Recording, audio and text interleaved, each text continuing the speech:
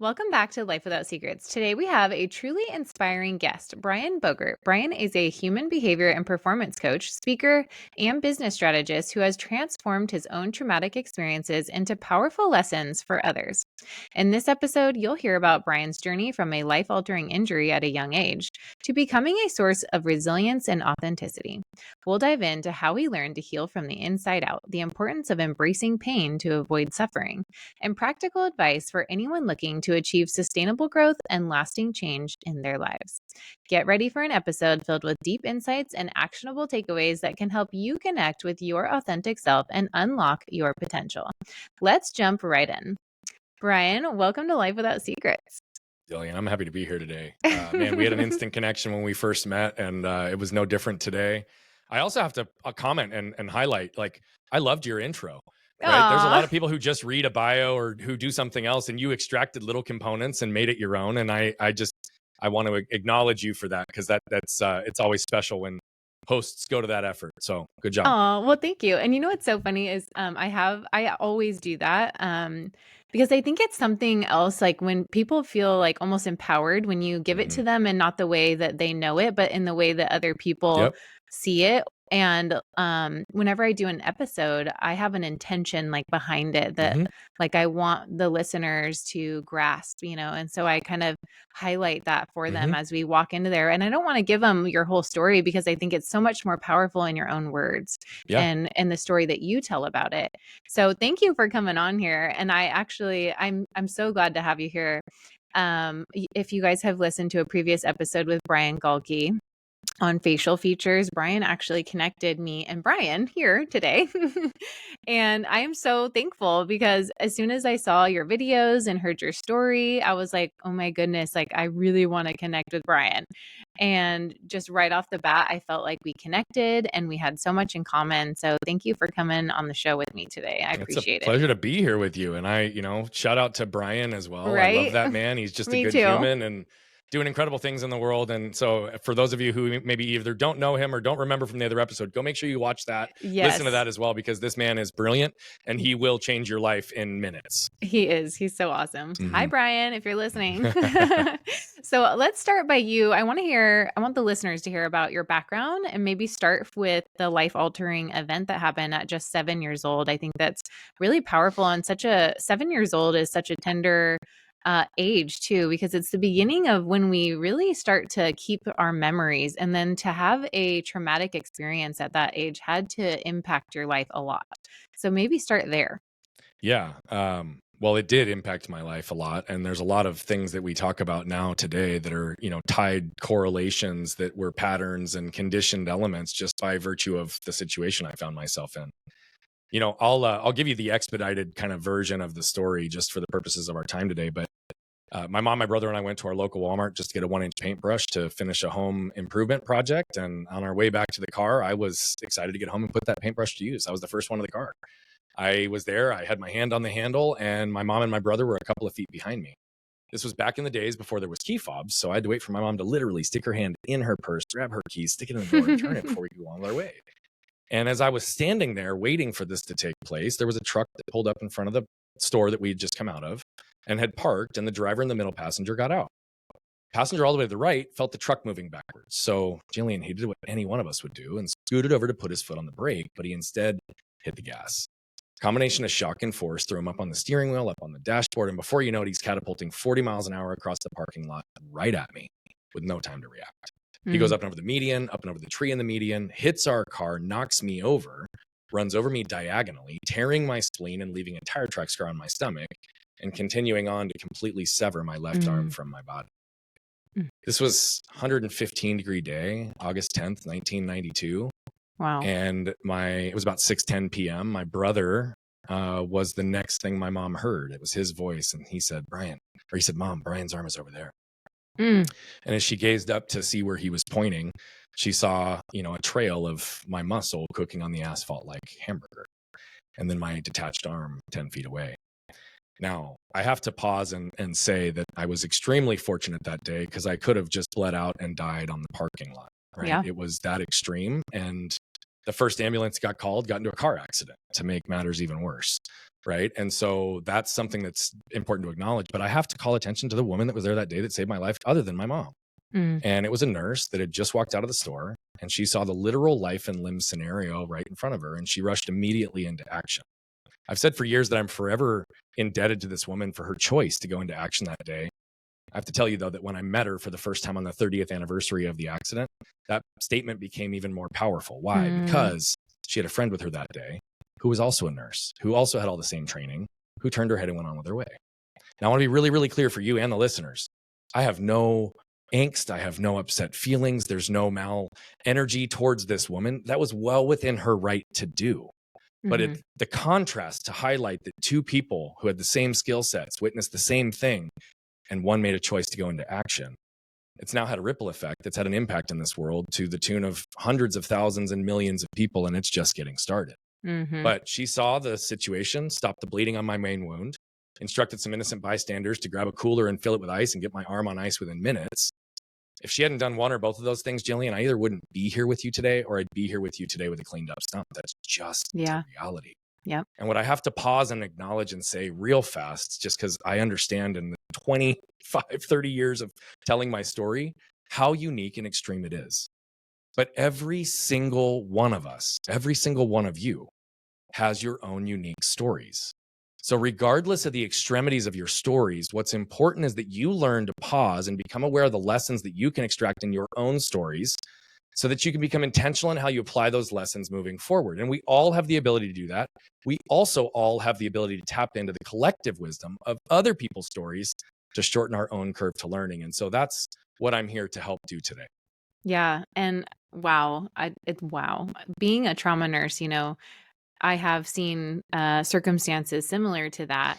And I do think it's so powerful. And I'll tell you, I remember being 18 years old and I had just become an EMT, and I literally didn't sleep for a year because I would play out scenarios like that in my head and how I was going to react in that situation, and or not react, but respond. Right. And so that I could help somebody, because that was such a passion of mine.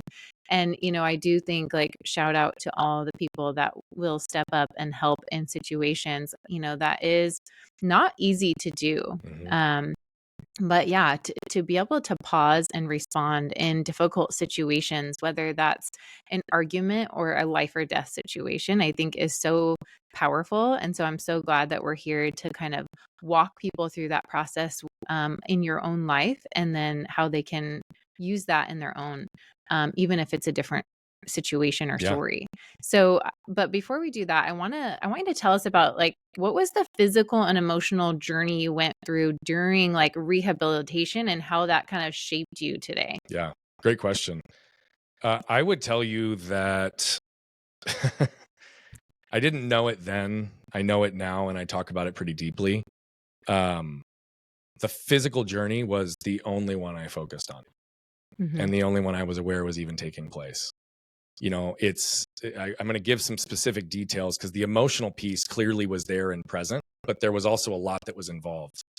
And it's funny because I now realize years later, and I've even asked my parents, it's like they sent my brother to therapy, talk counseling right after all of this happened.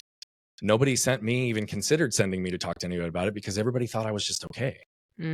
Right. And so there was a lot involved. First, I did not accept it as reality. I was in a dream and almost like between worlds for about 48 hours. And when I finally kind of settled into my body, I do remember vividly at 7, even having the thought process, like, why me? What is the rest of my life going to look like? Like the poor me, sorry me. And that didn't last very long in that capacity, because I was in the ICU surrounded by a bunch of families, and they're coming up to us and saying, we're so sorry, how can we help? And then we come to find out that their kid has a terminal illness in the bed next to me and doesn't know if they're going to live for another 30 days. Right? Like, the power of perspective is real. And that perspective really showed me, it's like, yeah, I don't know at this moment whether my arm is going to be successfully reattached, if I'm ever going to have any function of it. But what was no longer a threat to me at that moment was my life. And so I had to really center in that. And that was one of the first lessons I started to extract. And I I remember, right? Because it's like I in that moment made a choice that I was not going to get stuck by the things that had happened to me, but instead get moved by what I could do with them. Mm-hmm. And I believe now today that moved people move people. So there was a lot. So there was 24 surgeries, 5 years of pretty intensive recovery, 3 days a week of physical and occupational therapy. Almost lost my arm 3 months in when they did a 19-hour nerve surgery and they clipped one of the arteries. My body is a spare parts bin that was utilized for nerves and veins and skin grafts. And I don't have a tricep. My tricep was gone in the accident. My bicep was destroyed. My bicep is my gracilis from my leg. I don't have a lat on the left side of my back. They took half of it for filler muscle and it died. So they took the other half and it died.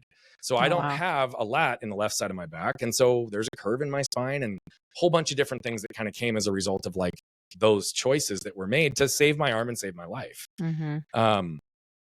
The physical piece was something that I learned early, that I had the ability to shut off pain. And so I did. I was in tremendous pain. And to the point that, you know, our doctors would communicate and say to my parents, like, that they would have no perspective or understanding. And we've got home videos that support when they were doing dressing changes in our bathtub, neighbors would hear me screaming 5, 6, 7 houses down, like legitimately through the walls and everything. Like that was the level of pain that I was living in.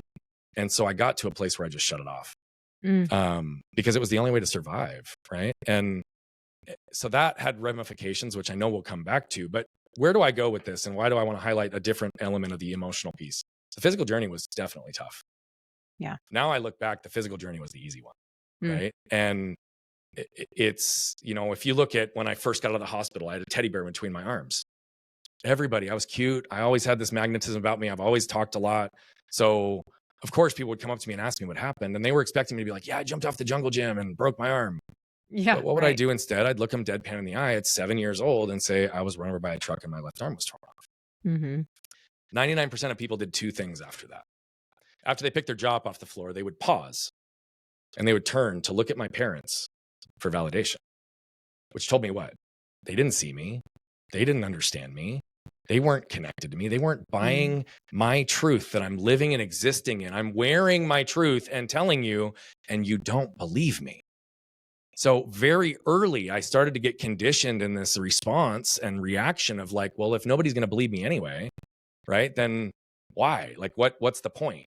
And instead, it would create armor for me because then I felt like I needed to justify and defend my own truth in all these scenarios that, frankly, I really didn't need to, but I felt the need to. Then those same people would view me through their lens of what they'd be capable of in my situation, immediately limiting me. Yeah. Telling me all the things I wasn't never going to be able to do again, all the stuff that I'd never be able to accomplish, all the physical feats that were too fleeting. Oh man, if he ever has a function of his arm someday, right, then it'll be a win. And I that sent me even further down the path of like shutting off other types of pain, which I didn't realize for a long time. But what did I shut off? I shut off feeling anything. Right. And I didn't know all of the pieces of that. And again, we may come full circle here, but what did that do? It sent me into this period of creating my own narrative and establishing a mindset because I was told if you're mentally tough, you'll be able to do anything. So I locked in my brain and my mind, but it looked like this. Brian's good. Brian's strong. Brian's capable. Brian can do anything himself. Yep. Now, the world added a 5th one that I wasn't aware of, which was, and Brian will ask for help if he needs it. I didn't know how to ask for help. Right. And why I say this and bring this full circle is because it wasn't until I was 20 when I re-broke my arm in a snowboarding injury, compound fracture to my humerus in the same spot it came off at, went through 7 surgeons over the course of 10 months who were afraid to touch me because of medical malpractice, went through about 10 different medical treatments and procedures that they believed would work, but I kept telling them that the anatomy of my arm was not normal, so it's not going to heal like a normal arm. Right? A Sarmiento pressure cast was one of the first things. Well, guess what? I don't have a tricep and my bicep isn't normal. Those muscles aren't going to atrophy and bring that bone together like they thought it would. So 10 months, right? Wow. And why I go there is because that was the first time that I started to realize the power of my narrative because nobody was there. I was surrounded by people that I'd helped, people that I'd like shown up for, people that I'd done all these things for. And yet I'm finding myself completely isolated and alone, and nobody's checking in on me. And I'm reliving and experiencing things that I took for granted, and the amount of support I had with my family when I was 7, 8, 9, 10 years old. Now I'm relearning at 20 how to button my pants and function while I have an arm that's wiggling around and I could lose at any moment until it gets repaired. And I'm trying to move through this, but I got resentful. I got a little angry in the beginning. And then I just got sad because I realized that the world bought into the power of my narrative. Brian's good. Brian's strong. Brian's capable. Brian can do anything himself. But see, in one of the most vulnerable, depressed states I'd ever been in my adult life, especially to that point, I didn't have the courage or vulnerability to ask for help. Yeah. And so that was kind of the beginning process of starting to unlock other elements of the journey beyond the physical. And I'm sure we'll get there, but that was kind of the foundation that set a lot of my life in motion. And, largely today, I often talk about how I was one that, whether it was by growing up in a house where there was one right way to do everything, or all the stuff that I had to go through with my injury, like I may not know what it is like to be every single person in this world, but what I do know what it's like is to be surrounded by people and feel completely alone, to be overlooked, misjudged, completely suppressed, like dismissed in many situations, and then would be able to go shatter expectations, right? I know what it's like to be the only one in every room because I don't know anybody who has the same situation I have. And every room I walk into, I am clearly the only one. And so I understand how disconnected all that can be. But that's also what ultimately kind of put me on the path that I'm on today, because I lived a life where I learned to receive love, validation, and connection through performance, which meant it was always contingent upon what I did and how I showed up. Yep. And so that was the beginning of the unwinding of that, even though it still wasn't years later before I saw it all. Yeah. And I can 100% relate, from my own story of like, going through what I went through in my childhood from being a secret, then to becoming a teen mom, right? And I started college, had my son on a Monday and was back to school the next Monday. I started college at 9 months pregnant. And so it was like, Jill's capable, she's strong, she can do it. And what's so funny is like, I wore like this badge of honor for not ever letting someone get up with my son besides me. Not a dad, my mom, not anybody, because I was going to prove to the world that I could do it myself, right? Yep. So I totally relate to your story, and I did this for years as well. So I want to know, like, how did you finally say, I need help? And did you know what you actually needed in that situation? Or was it a process that you went on, or a journey that you went on to figure that out? Because I know for me, it was like, well, I feel like I'm missing something, like I don't have that. I feel alone in this. Although on the external, it didn't look like I felt alone, right? Because I would show up for everybody, smile, I was just like you, capable, strong, going after it, right? So like, what did that look like to go on a journey where you could actually express yourself for what you really felt and ask for what you really needed? Because I think that is so huge in growth. Yeah. I mean, I have to tell you and fully own that, at almost 39, or I guess 39 in a month, I still struggle in moments to ask for help. So I don't sit here, and I never am one that's going to be a sage on a stage that's like, look at everything I've done, and if you can't do this, then no, I'm not going to gaslight you. I know how fucking hard it is, right? And I also am still in the trenches myself in the moments that I need to be. And so I have to say that before I start. I used to believe that my injury and my accident was my transformation story, like the one that made me, right? It wasn't. It was the story and the moment in my life that created the majority of the trash from my past that I pushed through and pushed down for years. And I didn't see it. I didn't understand it. I didn't realize it. And so even though I tell you at 20, I started to see some of these patterns, it was still years before I was able to start to step into more of my truth. Now, what did it look like in that moment? Well, I'm disconnected. I clearly had lost who I was. I also felt completely isolated and alone. So I wanted to be surrounded by people. And so for me, it was like, I needed a healthy model for chasing who? I didn't have one.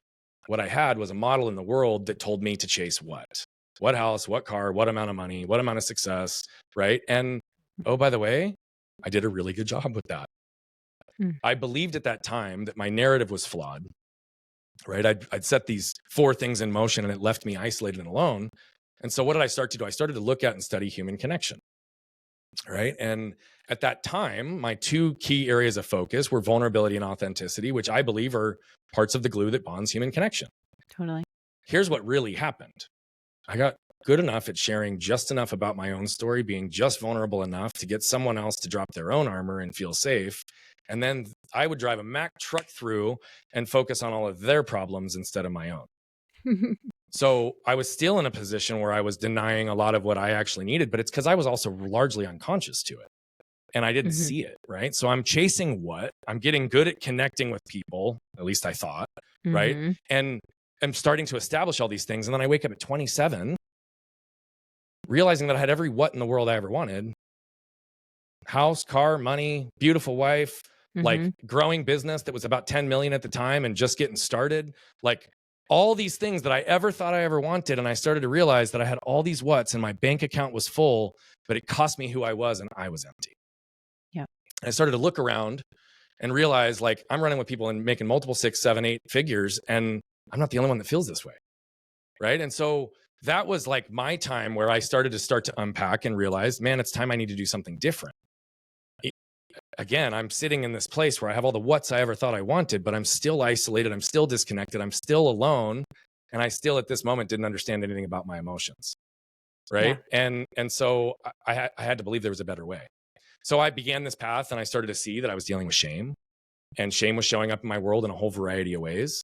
I was working with coaches. I was starting to work on these things. I kind of stepped into a whole new version of my life, but it still wasn't until I was 32 that probably the most significant breakthrough happened for me.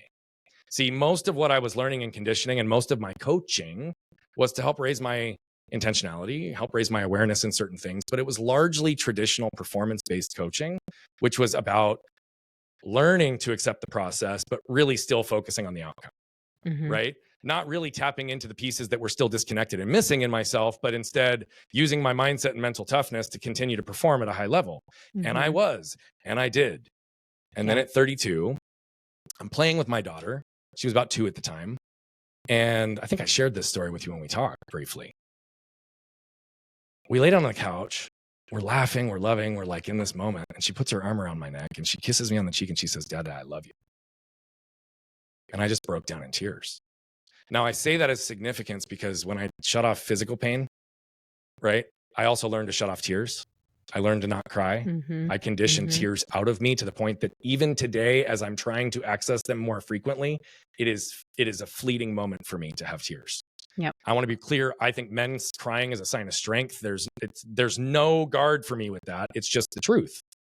So when I'm crying, it was a moment of significance because I'm bawling and I'm happy. It's like pure joy. Right. And I'm sitting here going, wait a minute, like I've never experienced emotion this way before. I also told you, I actually realized I did because I was a bubbling idiot on my wedding day. And it wasn't from fear. It was pure joy. It was tears of joy. I just didn't know that earlier. Yeah. Now I'm sitting with my daughter and realizing that if I'm feeling this in this way, then everything else I've ever felt is pale in comparison. And then I started to sit with it a little bit longer and start to realize that I was actively suppressing every emotion I was feeling. It was unconscious. Anything that I would feel within a half second, it's gone, it's up in my head, and I'm not actually understanding what's happening to me. It's causing me to react and do all these different things. So then I started to realize that when I shut off physical pain, because it exceeded my ability to cope, I shut off mental pain, emotional pain, and spiritual pain for 20 to 25 years. Oh, by the way, I told you vulnerability and authenticity are the glue that binds human connection, but human connection without emotion is not human connection. Amen. Right. And so that is the path that really unlocked where I've gotten to today. And I know we'll get deeper into the story, but that was largely what it was. I was going out and still living a life that, if I'm honest, and I looked back, when I was chasing what, even though I realized I was empty, what did I really believe? I believed that if I built a life of significance, if I built a life of prominence, if I built a life of wealth, then maybe people would just want to be around me. See, it still got back and came back to the who, of which I still was not connected to. Yeah. Well, I think we see that all the time. I think social media kind of made that almost like exaggerated in a way because there's a lot of external that we portray. And it almost feels like many people are trying to heal the inside with the external. Oh And yeah. like 100%. the external is affecting us internally instead of the internally affecting our external, right? And Mm-hmm. so, I mean, I see this all the time where it's like, I see people working really hard, stressed out, and then they're like, I just have to get to my vacation. Yeah. And then they go escape to something also external, right? Yep. And think that that's going to fix them. But then they come back and they still have the same internal That's right. emotions, the same situations going on, the same stories they're telling themselves, right? And so I think this is a perfect opportunity to dive into that. Like, what does it look like, or what has it looked like for you, right? To do Mm-hmm. the work on an internal level rather than just taking the outside, the external, and bringing it in. Yeah.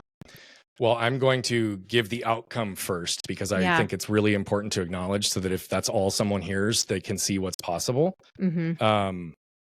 I love the language that you used. In fact, it's something that's very congruent with some of the things that we say, which is like, look, the world teaches us to chase what, right? I gave that example before.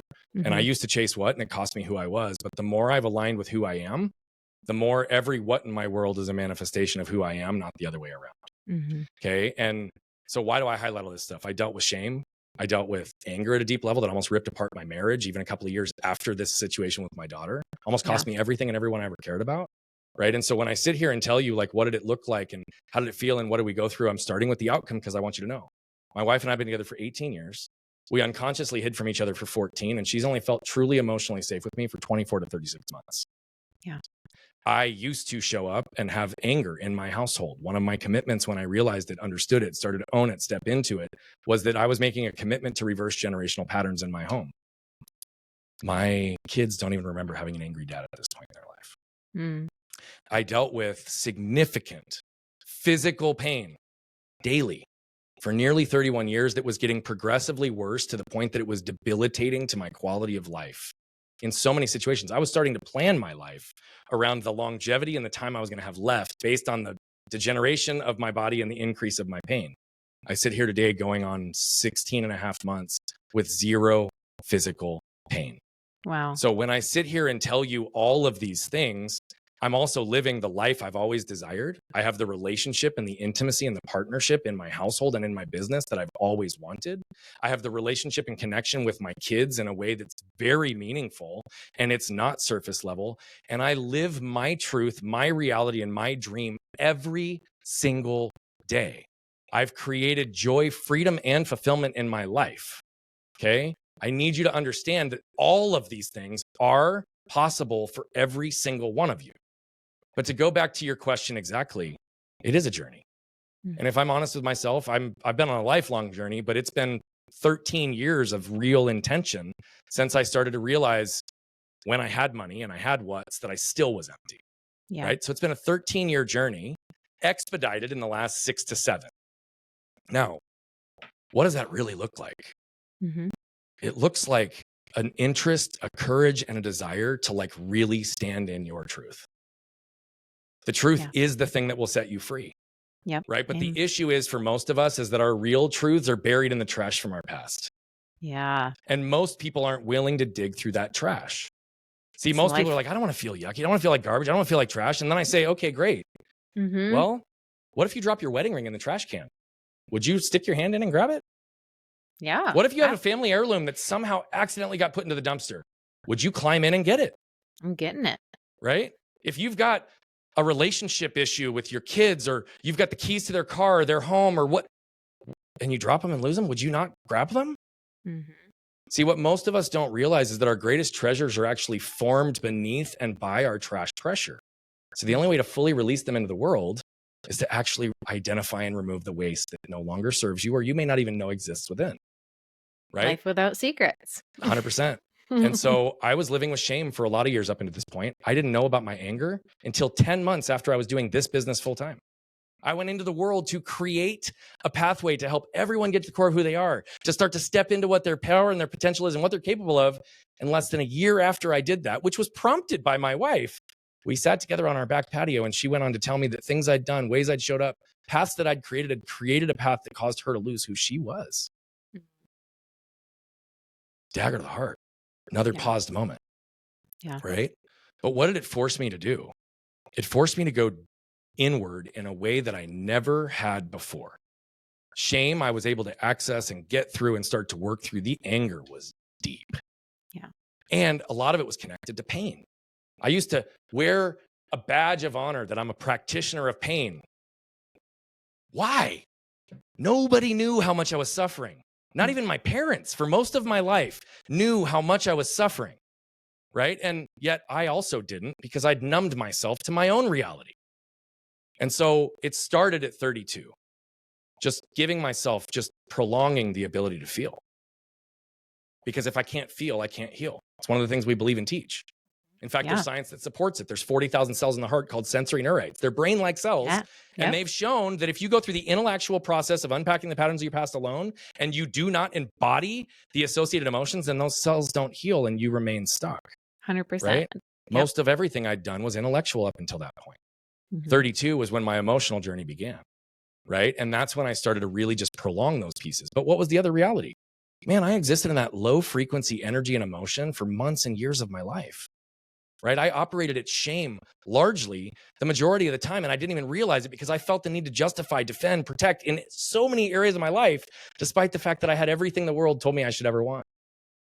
Right? And so I'm sitting here in this space where it's like, I have to slow these down and I have to start to recapture things in the moment. Great example.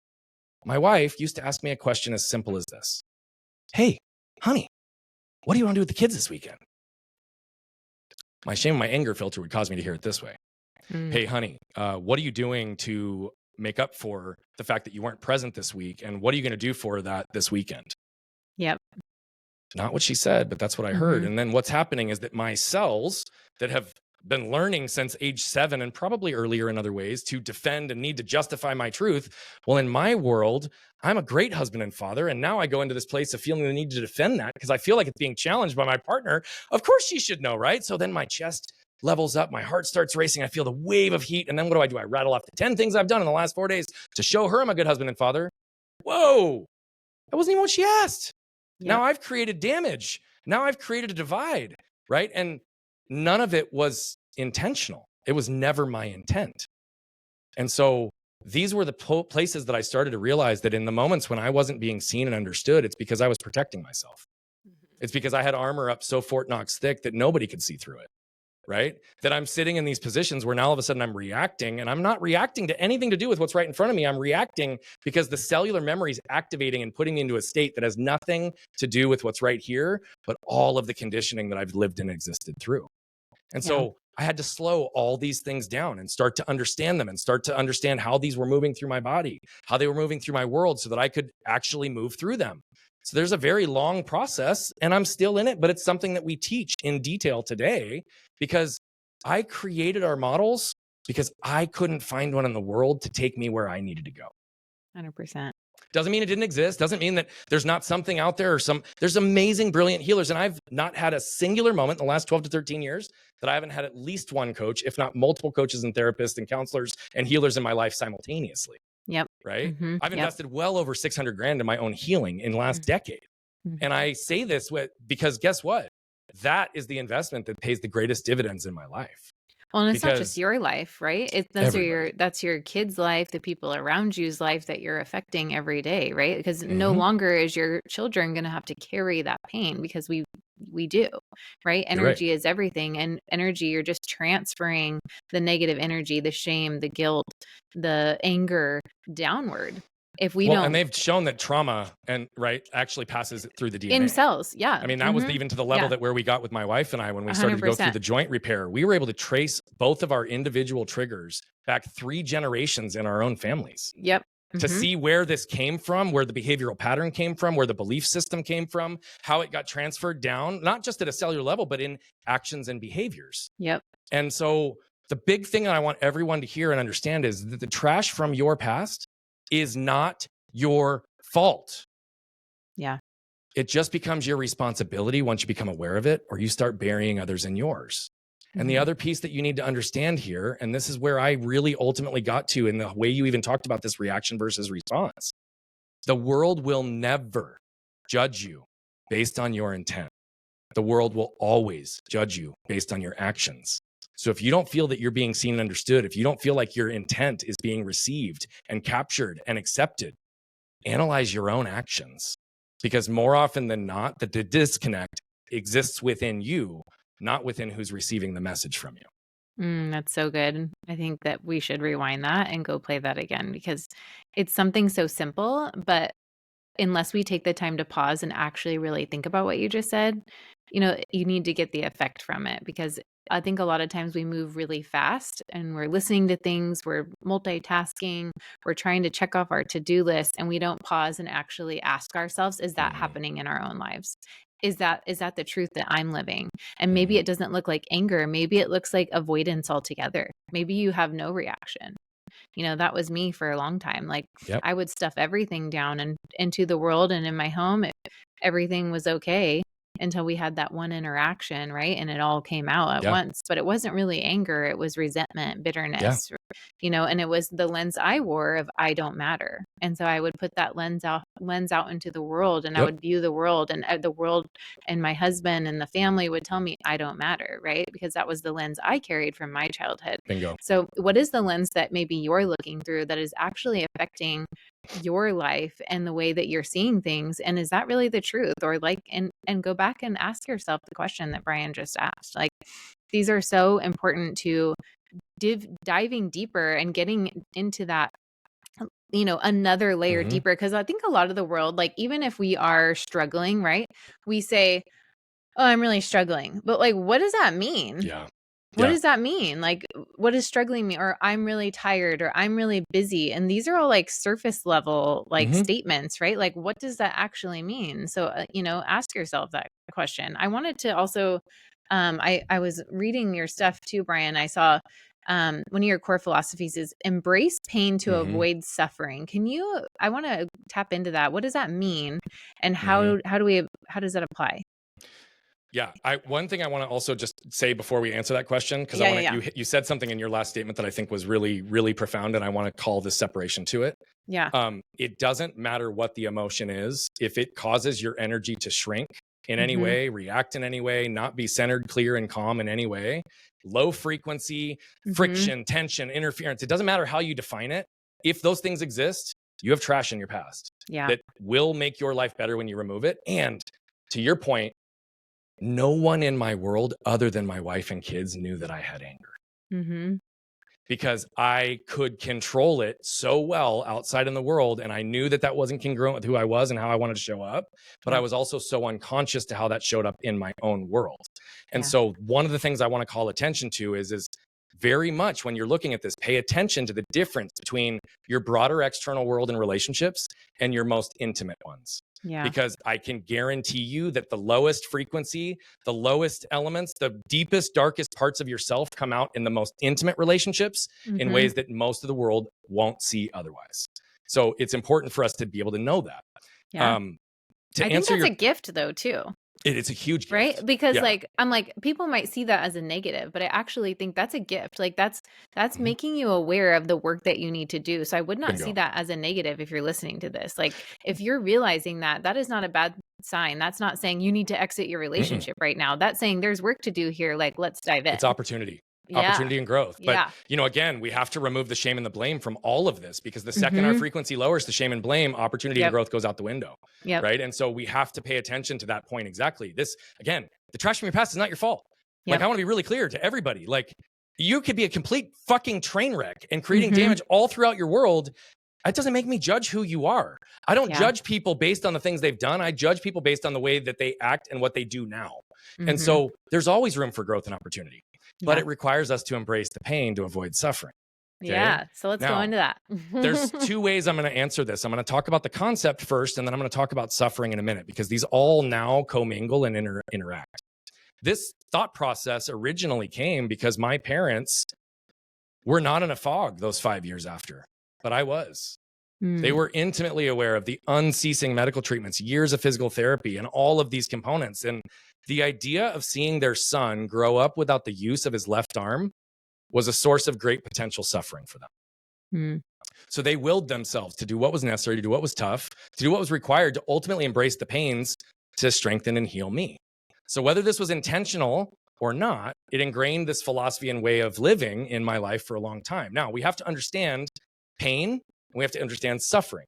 What does the world tell us? The world tells us to reduce, eliminate, or avoid pain at all costs. Yep. I mean, look at it all over the place. And people live their lives largely numbing the things they don't want to feel and experience, because we talk about it largely still from the physical pain element, but more people are suffering on the emotional side and we just won't ever admit it or And talk still about treating it as a physical pain, I might add, it. right? Correct. Like I see, I Correct. mean, why do you think there's so many fentanyl overdoses? I see it Correct. every single day in the ER. Is it really a physical pain or is it emotional pain? That's right. And Right? so we need to understand that first, though. And then here's the reality to pay attention to this. Mm-hmm. Our nervous systems are hardwired to anticipate threat and risk to keep us safe. Yeah. Right. And so we need to understand this, because guess what? 100 years ago, if you cut your leg, you could die. Mm-hmm. That's not the current reality for most of us anymore. So it's time to update our operating systems, because it's not about that physical threat. And that's what makes it even more damaging. Now, we also have to understand how we define pain. Pain is defined as short-term, intermittent, a direct cause from something, and alleviated once that direct cause is removed. Then what do we do as humans? We put adjectives in front of it to change the definition, because why not make it more complicated? So what do? We say acute pain, which maintains the definition, and chronic pain, which inherently changes it, because it implies that it's no longer short-term and it doesn't heal after the direct cause is removed. So let's stop calling that chronic pain and call it what it really is: suffering. See, we don't want to admit that suffering exists, particularly when it's a direct result of our choices. But the unavoidable precursor to change is acceptance, because until you accept the current state of things, you cannot alter them. And so what does this concept look like in reality? We can embrace the pain of hitting the gym for 30 minutes a day to avoid the suffering of aches and pains of a sedentary lifestyle, or not being able to be physically capable of playing with my kids and my grandkids. Right? We can embrace a difficult conversation and the pain of what that will surely feel with our loved one or spouse, to avoid the suffering of being stuck in a loveless marriage when we really want out, or wanting to get out because it's not serving us no matter what. And we've just never vocalized it. Right? We can embrace the pain of the fit our kids are sure to throw by putting down their mobile devices at the dinner table, to avoid the suffering of years of lost meaningful connection and conversation that we'll never get back. As business owners, we can embrace the pain of firing our top salesperson who's contributing the most to top line growth, to avoid the suffering of stagnation and losing all our other top talent because they were the greatest cancer in our culture. Right? This is so good. These concepts apply to everything in our life. And so we have to understand, like, what is it that's taking place? And it starts with the basic framework of identifying and acknowledging the suffering that we wish to avoid, identifying the pains that we tend to avoid and learning to embrace them, and then establishing as a habit in areas of our life. But this looks very different, right? And so we need to understand. I can use my physical pain as an example to reinforce this. My physical pain started becoming debilitating as early as age 20. I learned that if I stayed lean, I had a strong core, I stayed fit and had good, healthy, strong muscles, then the majority of my pain in those first few years would go away. So what did I do? I went and I joined a gym. Right? Because the suffering I chose to wish to avoid was, I didn't want a life of debilitating pain. I wanted to play with my kids. I want to play with my grandkids. I want to have a life of meaning. Like, I don't want to live on a couch. Right? And so suffering was already clear. Went and joined a gym, went and crushed it for 30 days. Crushed it. I mean, I was a monster in that gym for 30 days. And then I stopped going. Right? Now, if I looked at my biggest problems as the wrong strategy and tactics, which is what most people say, right? What would I have done? Gone to an Orange Theory gym, gone and joined a cycle gym, gone and hired a trainer, right? I would have replaced the strategy and the tactics for how I was producing the outcome I wanted in my body. But that wasn't what was keeping me stuck. So I had to ask the deeper questions. See, it wasn't the pain of working out that I was avoiding. It wasn't the pain of stretching. It wasn't the pain of recovery. It wasn't the pain of lifting weights. It wasn't the pain. What was I really avoiding? I was avoiding the pain I felt by working out in a crowded gym, and recognizing that I had to modify and change everything. And it always made me believe that people were looking at me, which would take me out of the moment of performance, which meant I didn't want to go do it. My environment was wrong. And I wasn't healed to a place where I don't give two shits what anybody else thinks anymore, which is where I'm at now. But what did I have to do? I had to embrace the pains required to build out my own home gym and create the environment for me to be successful, to avoid the suffering that I already knew existed. And so it's no different in my marriage. I had to embrace the pain of going inward, doing the difficult work, unpacking what needed to eradicate and remove the anger, to avoid the suffering of a life of isolation and being alone when my wife and my kids are my everything. Right? And so to me, this concept really is the underpinning of everything in what we do. But now our Ways to Wealth methodology and the pillars guide people through it. But I also want to acknowledge, here is the other truth. I believe we suffer in 4 places. It's the things that are left unsaid, the things we lack permission to feel or say, the things we lack the words to articulate or understand, or the things that are left undone. At this point, my reason and existence in this world is so clear.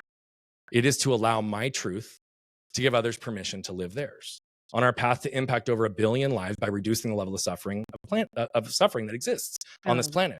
So every time I tell my truth, every time I speak about my shame, my anger, my financial failures, the issues that almost ripped apart all the relationships I cared about, not only does it alleviate that suffering for me, because every time I talk about it, it normalizes, it holds less and less and less control and weight over me.